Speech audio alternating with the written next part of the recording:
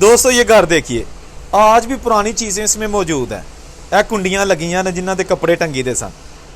देखो जी, यह पुराने जनाब दरवाज़ियां दे कुंडे जेड़े खुले ही छड़ के हिंदू सिख पाकिस्तान तो इंडिया चले गए और इंडिया तो मुसलमान खुले दरवाजे छड़ के इंडिया तो पाकिस्तान आ गए। यह पुराना संदूक जी लभ्या इत्थे मैनूं, एक लक्कड़ दा संदूक बनया है और जनाब कुंडी लगी है इनू।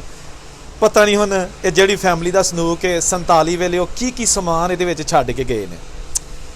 भरिया होएगा जनाब चीज़ां दा, है जी। हो सकदा कुड़ियां दे जहेज़ दे कपड़े होन, बुजुर्गां दे कपड़े होन। ये जनाब देखिएगा, ये पड़ा हुआ है। इस फैमिली ने आज भी इसको संभाल के रखा हुआ है। चैनल ज़रूर सब्सक्राइब करें, इस पर बहुत सारी ऐसी वीडियोस मौजूद हैं। ये दरवाज़ा जनाब आप देखिएगा, क्या बात है, जैसे जैसे महल का दरवाज़ा है। बहुत सारे हिस्से नए बन गए हैं लेकिन आज भी पुरानी चीज़ें इस घर के आसपास मौजूद हैं। मुकम्मल वीडियो देखने के लिए मुझे कमेंट करें, मैं लिंक शेयर कर दूंगा।